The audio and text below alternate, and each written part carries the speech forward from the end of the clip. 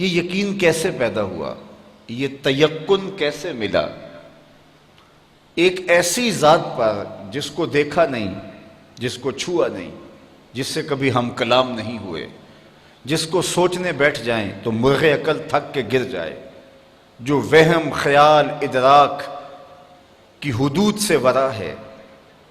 اکبر الہ آبادی نے کہا تھا، تو دل میں تو آتا ہے سمجھ میں نہیں آتا، میں جان گیا بس تیری پہچان یہی ہے۔ تو سوچا نہیں جا سکتا، ناپا نہیں جا سکتا، تولا نہیں جا سکتا، دیکھا نہیں جا سکتا۔ لا تدرکہ الابصار، تمہاری آنکھوں میں طاقت کہاں کہ اس کے جلووں کی تاب لا سکو۔ تو جس کو دیکھا نہیں جا سکا، جس کو سوچا نہیں جا سکتا، جس کو سمجھا نہیں جا سکتا، صرف مانا جا سکتا ہے، اور وہ مانا حضور کے کہنے پہ۔ ایسی ذات کو کہ جو فہم و ادراک کی حدود سے ورا ہے، اور یہ وہ انسان مان رہا ہے جو محسوسات کا عادی تھا۔ اقبال نے کہا، خو گرے پیکرے محسوس تھی انسان کی نظر، بن دیکھے خدا کو پھر کوئی مانتا کیوں کر۔ یہ انسان کی نظر تھی کہ وہ محسوسات کی عادی تھی، وہ دیکھ کر ماننے کا مزاج رکھتی تھی، اور ایک ایسے خدا کو منوایا گیا جو دیکھا ہی نہیں جا سکتا، جو عقل و فہم کی حدود سے ورا ہے، جو شنوائی نہیں دیتا، جو سنائی نہیں دیتا، جس کو چھوا نہیں جاتا، حواس خمسہ جس کا ادراک نہیں کر سکتے، عقل کی پہنچ سے وہ بالا ہے، اس پر اتنا پختہ یقین کہ اپنے ہونے کا اتنا یقین نہیں جس کا اس کے ہونے کا یقین ہے۔ تو یہ یقین پیدا کہاں سے ہوا؟ یہ پیدا یقین ہوا تو محمد عربی کی چوکھٹ سے نصیب، فیض پہنچا ہے رضا احمد پاک کا، ورنہ ہم کیا جانتے خدا کون ہے۔ تو خدا تک ہمیں رسائی جو نصیب ہوئی، یہ حضور کی چوکھٹ سے نصیب ہوئی۔ حضور کی شہادت سے ہم نے اس پاکیزہ وجود کو مانا۔ اللہ کے محبوب علیہ السلام ایک دن کہیں جا رہے تھے تو سوا نامی ایک شخص کے پاس ایک گھوڑا تھا، حضور کو پسند آ گیا، تو اسے کہا کہ یہ گھوڑا بیچتے ہو؟ اس نے کہا جی بیچتا ہوں، کتنے کا سودا طے ہو گیا؟ فرمایا میں تاجرانہ غرض سے تو نہیں یہاں آیا تھا، اچانک تمہارا گھوڑا مجھے پسند آ گیا تو میں نے خرید لیا، تم رکو میں اس کی قیمت لے کے آتا ہوں۔ حضور گھر گئے تو واپس آنے سے پہلے کسی نے اس کو رکے ہوئے دیکھا تو کہا یہاں ٹھہرے ہو؟ کہا مسلمانوں کے نبی سے اس گھوڑے کا سودا کیا، وہ قیمت لینے گئے۔ کتنے کا سودا؟ اس نے بتایا۔ اس نے کہا مجھ سے زائد پیسے لے لو۔ اس نے کہا میں تو ان سے سودا کر چکا ہوں۔ کہا جب تم نے سودا کیا تھا اس وقت کوئی موقع کا گواہ ہے؟ کہا کوئی نہیں تھا۔ تو کہا مکر جانا، زیادہ پیسوں کے لالچ میں آ گیا۔ اتنے میں حضور تشریف لائے، حضور نے قیمت دینا چاہی تو اس نے کہا میں تو آپ سے سودا ہی کوئی نہیں کیا۔ حضور کہیں کہ تیرا میرا بھی سودا ہوا، وہ صاف مکر گیا، میرا تو آپ کا کوئی سودا ہی نہیں ہوا۔ اسی تکرار میں لوگ جمع ہو گئے۔ جب لوگوں کا ہجوم بنا تو سوا نے سوچا کہ صادق بھی یہ ہیں، امین بھی یہی ہیں، لوگ انہیں ہی سچا کہیں گے، مجھے جھوٹا کہیں گے۔ میرا تو خیال تھا انکار کروں گا تو گزر جاؤں گا اور مہنگے داموں بیچ لوں گا، تو یہ تو میں پھنس گیا۔ لیکن اس نے کہا اچھا مجھے آپ بتائیے، جب دو آدمیوں کے مابین یوں نزاع بن جائے تو آپ کی شریعت میں تصفیہ کی صورت کیا ہے؟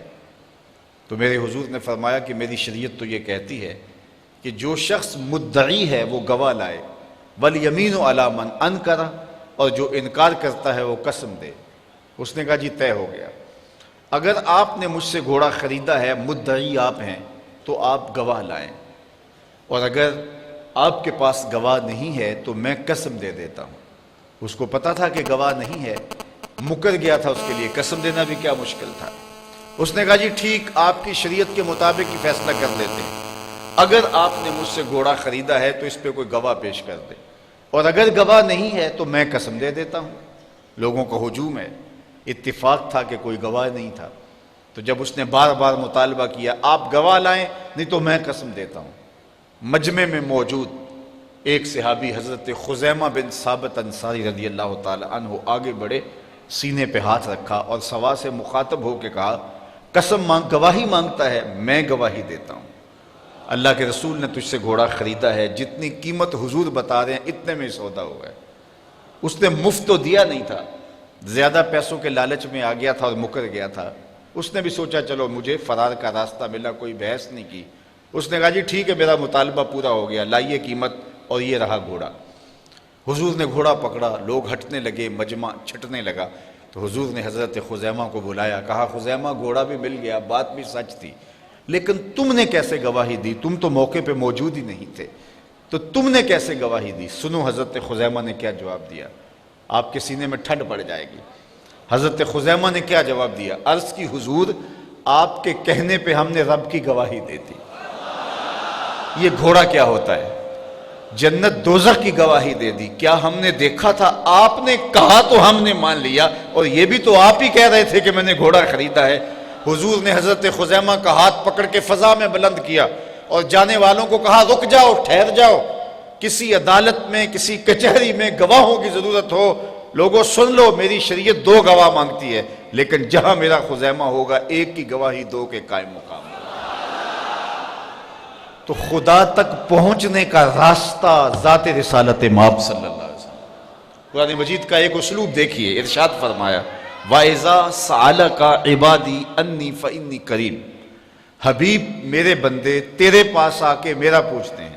اگر آپ کی توجہ ہو، وَإِذَا سَأَلَكَ عِبَادِي أَنِّي فَإِنِّي قَرِيبٌ، بندے میرے ہیں، آتے تیرے پاس ہیں، پوچھتے پھر میرا ہیں۔ حبیب میرے بندے تیرے پاس آ کے میرا پوچھتے ہیں۔ فَإِنِّي قَرِيب، فا تاقیبیہ کے بعد علماء تفسیر نے لکھا کل مقدر ہے، لفظوں میں مذکور نہیں ہے لیکن مانن موجود ہے، تو اس کا مفہوم یہ ہوگا حبیب میرے بندے مجھے ڈھونڈتے ڈھونڈتے جنگلوں کی اور صحراؤں کی خاک چھانتے چھانتے تیری دہلیز تک پہنچتے ہیں اور تیرے سے میرا پتہ پوچھتے ہیں، تو ان آنے والوں کو بتلا دیجئے، کہہ دیجئے، تسلی دے دیجئے، دور نہیں ہوں، مل جاؤں گا، اگر طلب سچی ہے تو ضرور ملوں گا۔ تو کہا کہ محبوب میرے بندے میرے پاس آ کے تیرا پوچھتے ہیں، اللہ اکبر، انہیں کہہ دیجئے میں دور نہیں، نیڑے ہوں، مل جاؤں گا۔ یہ ترجمہ کل کے مقدر ہونے کے ساتھ ہے، لیکن اہل تصوف نے کہا، صوفیہ کہتے ہیں کہ کل مقدر ماننے کی ضرورت ہی کیا ہے، بات ہی سیدھی ہے۔ آواز آئی محبوب میرے بندے تیرے پاس آ کے میرا پوچھتے ہیں، تو محبوب جب تیرے پاس آ کے میرا پوچھتے ہیں تو میں پھر بھی دور ہوں۔ جب میرے بندے مجھے ڈھونڈتے ڈھونڈتے تیرے تک آ گئے تو محبوب جو تیرے تک آ گئے وہ میرے تک آ گئے، تیرے تک پہنچنا ہی تو میرے تک پہنچنا ہے۔ اقبال بولا خضر بتلائے تو کیوں کر بتلائے، اگر ماہی پوچھے کہ دریا کہاں ہے۔ محبوب تیری چوکھٹ پہ آ کے پھر بھی میرا پوچھ رہے ہیں، جو تیرے ڈیرے تک آ گئے محبوب وہ میرے تک آ گئے۔ اور میرے امام بولے بخدا خدا کا یہی ہے در، نہیں اور کوئی مفر مکر، جو وہاں ہو یہیں آ کے ہو، جو یہاں نہیں وہ وہاں نہیں، وہی لامکاں کے مکی ہوئے، سر عرش تخت نشی ہوئے، یہ نبی ہیں جس کے ہیں وہ مکان، وہ خدا ہے جس کا مکان نہیں۔ تو خدا تک پہنچنے کا راستہ ہی یہی ہے۔ قرآن مجید میں ایک اور اسلوب دیکھیے، قل ان کنتم تحبون اللہ فاتبعونی یحببکم اللہ۔ اے حبیب آپ ان کو فرما دیجئے اگر تم اللہ سے محبت کرتے ہو، یہ تمہاری طلب ہے، تم اس کے پیار میں نکلے ہو، اس کی محبت میں نکلے ہو، تو پھر کیا کرو؟ ساری زندگی لگے رہو گے، خدا کی قربت تمہیں نصیب نہیں ہو سکتی۔ خدت کی گتھیاں سلجھا لو،